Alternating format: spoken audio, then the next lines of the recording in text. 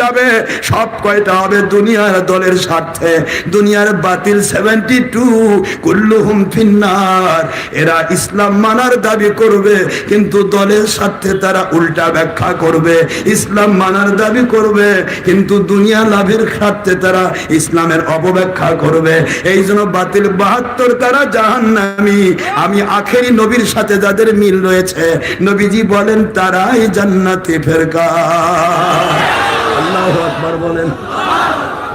73 দালের সাথে 73 মিলছে, বুঝতে অসুবিধা হয়?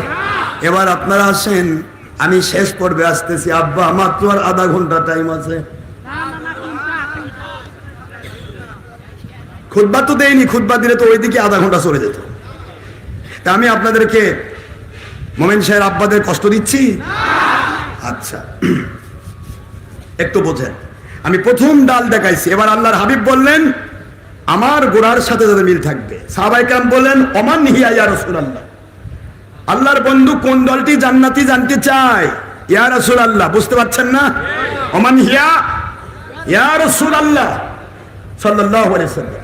হুজুর বললেন মা আনা আলাইহি ওয়াসাবি ইয়া জাবের ইয়া আবু বকরিন ইয়া উমর, হে আমার সাহাবায়ে কেরাম, আমি আর আমার সাহাবায়ে কেরামের মতের সাথে, আমার ইসলামের গোড়ার সাথে আগার ফলের মিল থাকলে ওটা আসল, ওটা জান্নাতি। বাকিটা সব বাতিল, নকল, ভণ্ডামি করছে কারা? আব্বা 72 গাছের ডাল 72 জায়গা থেকে নিয়ে আসে, নিজের দাদার লাগানে গাছ কাটে দিয়া ওখানে কলম কাটা ডাল লাগাই করছেন আমরাই আসল, আর আমের গাছে আম ধরেছে ওটাই ভণ্ড। ওই একই জিনিস আশরাফ সিদ্দিকী বা কোন ওলিয়া উলিয়াকে ভণ্ড বলা, 72 ফেরকা তারাই হচ্ছে বিদেশি যাবতীয় কলম কাটা ডাল, আর বাংলার জমিনে ওলিরা হচ্ছে আমের গাছের উপরে আমের ডাল।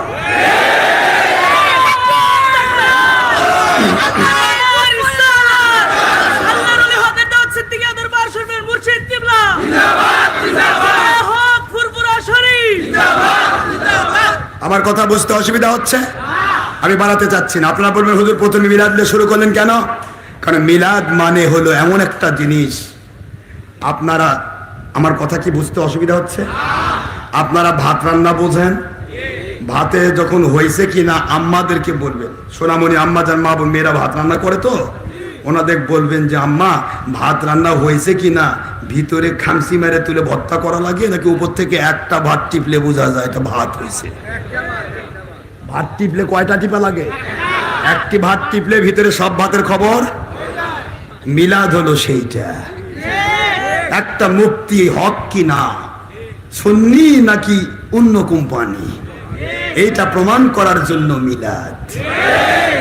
একটা ইমাম সুন্নি নাকি বাতিল কোম্পানি প্রমাণ করার জন্য মিলাদ। একটা বক্তা সুন্নি নাকি 72 প্রমাণ করার জন্য মিলাদ। মানুষের আকীদা দেখা যায় না, সে নবীকে নূর কয় না মাটি কয় না কি কয় বুঝবেন না, কিন্তু মিলাদ যে করে বুঝবেন যে এর আকীদা নবী নূর নবী। মিলাদ যে করে বুঝবেন এর আকীদা ফরজ নামাজের পরে দোয়া কবুল হয়, নবীজি বলেছেন। মিলাদ যে করে বুঝবেন এর আকীদা আল্লাহর ওলির কাছে বায়াত হওয়া ফরজ। সূরাতুত তাওবার 119 নম্বর আয়াত এবং সূরাতুন নিসার 60 নম্বর আয়াত এবং কোরআন শরীফ সূরাতুল মায়েদার 35 নম্বর আয়াত, সূরাতুল কাহফের 17 এবং 28 নম্বর আয়াত, সূরাতুল লোকমানের 15 নম্বর আয়াত, অসংখ্য আয়াতে প্রমাণিত হক্কানি ওলিদের কাছে বায়াত হওয়া ফরজ। এটা মিলাদ যে করে সে বোঝে। মিলাদ যে করে সে বলবে নবী নূর না মাটি। কথা বলছেন না কেন? মিলাদের পক্ষে কোনো ব্যক্তি বলতে পারে না নবী আমাদের মতো, বড় ভাইয়ের মতো, মাটির মানুষ।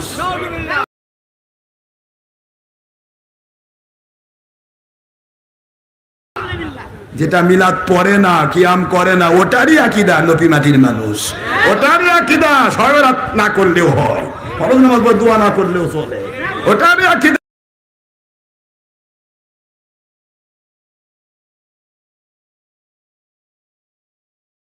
পীরের কাছে যাওয়া বেদাত, ওটারই আকীদা। হাত তুলে মনে রাখবে বেদাত, হাজার বছর উল্টা পাল্টা কাজে। মিলাদ হচ্ছে ভাত টিপা, পুরাটা না, পুরা পাতিলের ভাত টিপার জন্য একটা ভাত একটা মুসলমানকে, একটা আলেমকে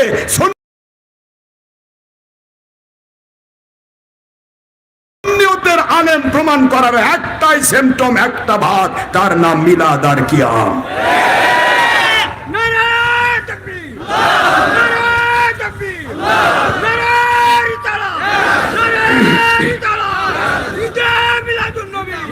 এখন আপনারা বলুন তো, আমাকে একটু বলে দিবেন ছোট্ট করে, আপনার মোমেন শাহের মানুষ, মন খারাপ করেন না। মিলাদ আমরা করি কেন? আল্লাহর হাবিবের মহব্বত, বলছেন না কি? নবীজির মহব্বত, মহব্বতের নামই মিলাদ। আমরা কেন মিলাদ করি? কষ্ট হচ্ছে বুঝতে? আমি কিন্তু আপনাদের আগেই বলেছি, মাত্র আর আধা ঘন্টা টাইম আছে, নড়াচড়া করবেন না। কয় ঘন্টা সময় আছে? আধা ঘন্টা, 30 মিনিট টাইম আছে। এর ভিতরে আমি দোয়া শুরু করে দেবো ইনশাআল্লাহ। কিন্তু প্রশ্ন হলো, এর মধ্যে নড়াচড়া করবেন না, তাহলে বুঝবো যে হ্যাঁ খবর আছে, 72 কোনো বাতাস টাতাস লাগছে। এবার আপনারা, আমি ভণ্ডামি কে করছে? ডক্টর আশরাফ সিদ্দিকী ওলিরা নাকি ওলি বিরোধী তারা? তার প্রমাণ প্রথম আমি দিলাম, বাংলাদেশের মোটা ডাল। এই মোটা ডালের মাথায় দিলা চিকনা ডাল। ও চিকনা ডাল কইয়া নদী পালো কই? তোর বাপের কেতাবত পাইছি, তোর আব্বা ইয়া নবী কোতে কোতে একবার মুখ দিয়ে ফেলা তুলছে। আর যদি কই আব্বা ভুল, তাহলে বেটারও জন্ম থাকে না। যদি কই আব্বা ঠিক আছে, তাহলে জন্ম ঠিক আছে, এখন তো যদি ভুল হয় সংশোধন করার সুযোগ আছে। আর যদি কই না আমার আব্বাই ভুল, তাহলে সংশোধন করার সুযোগ নাই, বাপ আর আসবেও না, জন্ম আর দিবেও না। কথা কয় না কেন? বাপের ভুল ধরিস না, আব্বা বিপদে পড়ে যাবে। মগ ডালের উপর থেকে নিচে নিয়ে আসলাম মিলাদের বিরোধী, কিয়ামের বিরোধী, ঈদে মিলাদুন নবীর বিরোধী, এদের নিচে নিয়ে আসলাম এই দুইজন ডাল, মোটা ডাল। তাদের নাম কি? নাম শামসুল হক ফরিদপুরি এবং নাম কি আজিজুল হক সাহেব শাইখুল হাদিস। চিনে না মিলাদ বিরোধী এমন কোন কোম্পানি বাংলায় নাই। সকলের আব্বার আব্বা, আব্বার আব্বা। এই দুই আব্বার আরেক আব্বার নাম রশিদ আহমদ গঙ্গুহি। এই রশিদ আহমদ গঙ্গুহির থেকে এসেছে বাংলার জমিনের ওই পীর, যেই পীর বলে আমাকে ভোট দিলে নবী ভোট পায়। যুগের নতুন কাদিয়ানি, নবী দাবিদার নতুন কাদিয়ানি, ভোট দিব তোকে পাবি নবী, তুই কি এ যুগের নবী? কথা কয় না। কোন পীর যদি বলে মিলাদ নেই, কিয়াম নেই, নবী মাটির মানুষ, বুঝবেন এটা ওহাবি পীর। এটা পীর নয়, পীর সেজেছে বাংলার জমিনে মুসলমানকে ধোঁকা দিয়ে ভণ্ডামি করার জন্য। বাংলার জমিনে এমন পীর নাজিল হয় নাই যিনি মিলাদের বিরুদ্ধে বলেছেন। এ বাবা, আমার আব্বা, কথা বোঝার চেষ্টা করবেন। আমি কারো বিরোধী নয়, কিন্তু আমি আমের গাছে জলপাই লাগালে ওর পক্ষ নিতে পারবো না। আমের গাছে আমের ফল লাগান, আমি সেটার পক্ষে আছি। আপনি লাগালেন ইয়া নবীর বিরোধী, আপনার আব্বা দুইজন বলেন ইয়া নবীর পক্ষে, ঠিক না বা ঠিক? ইয়া নবী, ইয়া রাসূল, মিলাদ কিয়াম সবকিছু করলেন দুইজনের আব্বা। তার নাম রশিদ আহমদ গঙ্গুহি। তিনি তার ফতোয়ায়ে রশিদিয়ার 449 পৃষ্ঠায় লিখেছেন, দিনদার কো তাজিমে খারা হোনা দুরুস্ত হ্যায়, ये हदीस से साबित है, उनके पाने सुमा देना दुरुस्त है। দিনদার আল্লাহওয়ালার সম্মানে দাঁড়ানো হাদিস দ্বারা সুন্নত। সুবহানাল্লাহ। কোন হাদিস দিয়ে? কুমু ইলা সাইয়্যিদিকুম, বুখারীর হাদিস, বুখারী শরীফের হাদিস। তোমরা তোমাদের সরদার যে হবে, পীর যে হবে, উস্তাদ যে হবে, তোমার ক্লাসের টিচার যে হবে, তার সম্মানে তোমরা দাঁড়াও। এই জন্য ওস্তাদের সম্মানে দাঁড়ানোর জন্য বাংলা, ভারত, পাকিস্তান এমন কোন দেশ নাই, স্কুল, কলেজ, ইউনিভার্সিটি, মাদ্রাসা যেখানে 72 ফেরকার মুন্সি ঢোকে নাই। ওখানে প্রত্যেক ক্লাসরুমে টিচার ঢুকলে, হিন্দু টিচার ঢুকলেও দাঁড়াতে হয়। হিন্দু টিচার ঢুকলেও দাঁড়া লাগে, আর মুন্সির মাদ্রাসা ঢুকলে কয় বেদাত বস। এই বেদাত কয়ে কই তো শেষ পর্যন্ত মুন্সিক ধরে এখন কোবার পিটুন দেয়। যতদিন পর্যন্ত মুর্শিদ কিবলা হোক আর ওস্তাদ হোক শিক্ষক হোক সম্মান দিয়েছে, ছাত্ররা দাঁড়াইছে, তাদেরকে চুমু দিয়েছে হাতে পায়ে, ততদিন পর্যন্ত শিক্ষকের চেহারার দিকে তাকিয়ে কোনো ছাত্র কথা বলতে পারে নাই। যতদিন মা বাবার পা মোবারকে হাত মোবারকে চুমু দিয়েছে সন্তান, ততদিন ওই মা বাবার চেহারার দিকে তাকিয়ে তার চোখের দিকে তাকিয়ে সেই সন্তান কথা বলতে পারে নাই। যখন থেকে বেয়াদবের জাত 72 ফেরকা ওয়াহাবি খারেজির গোষ্ঠী যখন এগুলি তুলে দিল, তখন থেকে বাপ মা ধরে পিটাই বেটারা। এরা বেদাত, মাথা নিচু করলে সেজদা হয়। তোর আব্বা যে কোনো পাওয়ার চুমা দেওয়া দুরস্ত হে, এই আব্বারটা কই গেল রে? পাওয়ার চুমা দিতে গেলে কি করবে? বাবা তুই পাওয়ার চুমা দে, আমি তুলছি। পাওয়া আলোক করে চুমা দেয়। বুখারী মুসলিমের হাদিস, আল্লাহর হাবিব বলেছেন মান কব্বালা রিজলা উম্মিহি ফাকাদ কব্বালা আতাবাতাল জান্নাহ। যে ব্যক্তি মা বাবার পায়ের নিচে পায়ে চুমু দিল, সে জান্নাতের চৌখাটে চুমু দিল। এখন আপনার মায়ের চুমু দেওয়ার কথা আছে, ডাইরেক্ট সে আছে তার হাদিস।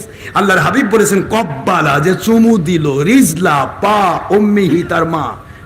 কথা বলছেন না? মায়ের পায়ে চুমু দিলে জান্নাতের চৌকারে চুমু দেওয়া। তোর মাও বলিস আম্মা তুই পাওয়াটা আলোক করতো, আমি না চুমা দেই। মাও পাওয়া করবে? মা কেউ তোর চুমারও দরকার নাই, আমার আলোক করা ধরবে, ভাগ এই বলবে না? চুমু দিলেই তো মাথা নিচু হবে। আর এরা ফতোয়া দেয় মাথা নিচু করলেই সেজদা। হয় পাওয়ার যা মাথা নিচু করলো সেজদা হয়ে গেল। কেরে মুন্সি, তোর পকেট থেকে একটা কলম পড়ে গেলে কি দিয়ে তুলবি রে? বুলডোজার দিয়ে? মেশিন লাগাবি? বাবা কলম পড়ে গেছিস, মাথা তুলে গেলে তো সেজদা হবে, তাই আমি মেশিন লাগাচ্ছি, উঠে আয়।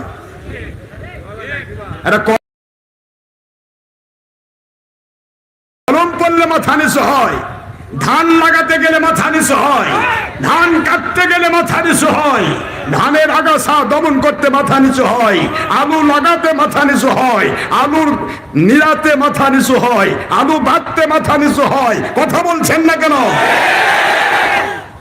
মাথা নিচু করলে সেজদা হয়।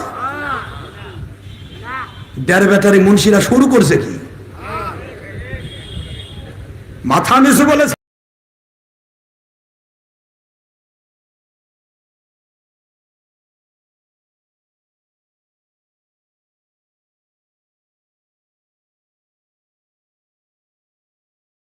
হয়। তাহলে মুন্সিক বিয়া করা নিষেধ? বিয়া করলে তো এরা বডি সরে যায় তোর মাথা নিচুরে। কথা করছে না? এই যুবকরা বুঝছেন কিছু? বিয়া করে কি কেউ মাথা নিচু না করে উপর করে থাকে নাকি? ছাগল কোথাকার। একটা বেটিসুরের কাছে তুই প্রতিদিন মাথা নিচু করিস, আর পীরের কাছে যায় তা কদম পুঁজি করে সেজদা হয়। আস্তাগফিরুল্লাহ পড়বেন না মুসলমান? এটা হাদিস বোঝে না। নবীজি পাক সাল্লাল্লাহু আলাইহি ওয়াসাল্লাম হাদিস, স্ত্রী যখন স্বামী স্ত্রীর যখন মিলন হবে তখন তাকে চুমু দেওয়া নবীজির সুন্নাহ। এ দাঁড়াটারি মুন্সি, তোর বউ চুমু দিলে মাথা কোন দিকে যায়? মাথা নিচু করলে সেজদা হয়।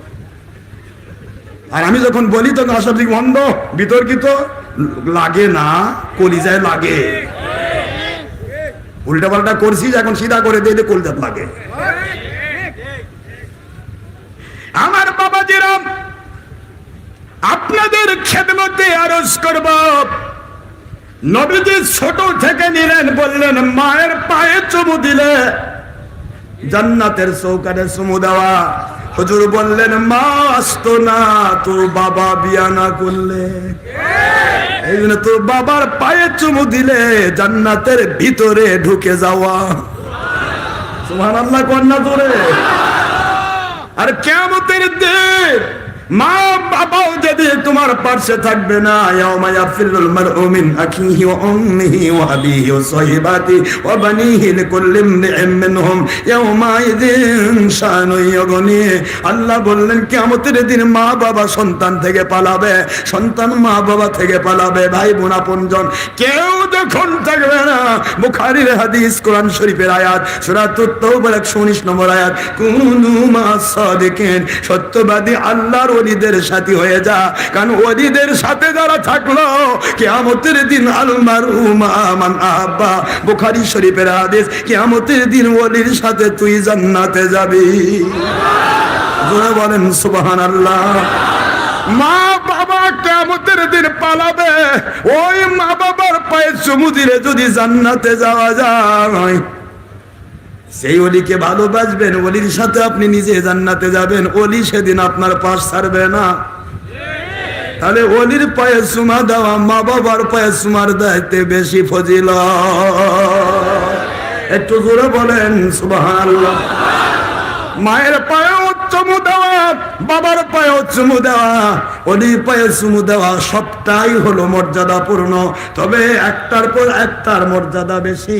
আর নবীর পায়ে চুমু দেওয়া ডাইরেক্ট আল্লাহর কুদরতি পায়ে চুমু দেওয়া। কারণ আমার নবীকে সৃষ্টি করেছেন আমার আল্লাহ।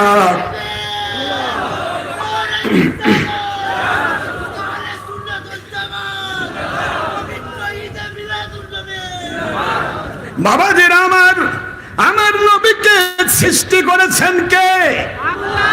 মানতে আদেশ করেছেন কে? আল্লাহ।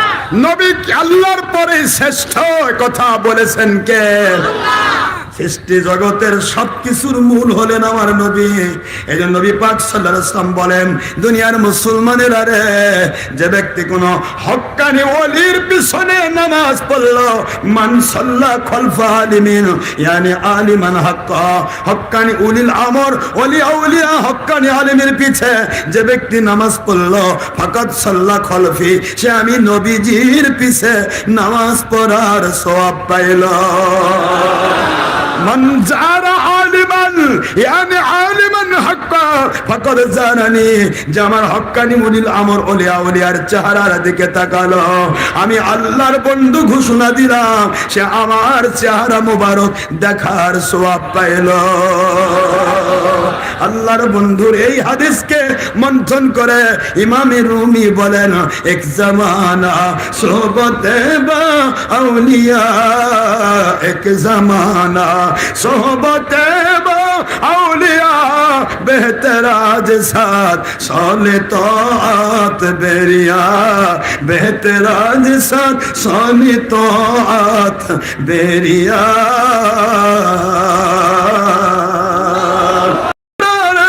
আমি ইমাম রুমি বলে দিলাম, যদি কেউ আল্লাহর কুদরতি দরবারে বসতে চাও, ওলির দরবারে বসো।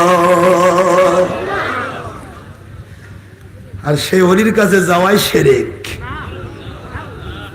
কয় বাবারা, দুধ যদি খেতে চান খবরদার, যে বাড়িতে গাভী আছে সে বাড়িতে যাবেন না, বেদাত। যে বাড়িতে বলদ আছে সেই বাড়িতে যাবেন। বলদার বাড়িতে দুধ নেওয়া জায়েজ, কিন্তু গাভীওয়ালার বাড়ির দুধ নেওয়া জায়েজ নাই। এরা তাই করছে, পীরের কাছে যাওয়া শিরক। যদি ধরতেই হয় টিভি আলা মুন্সি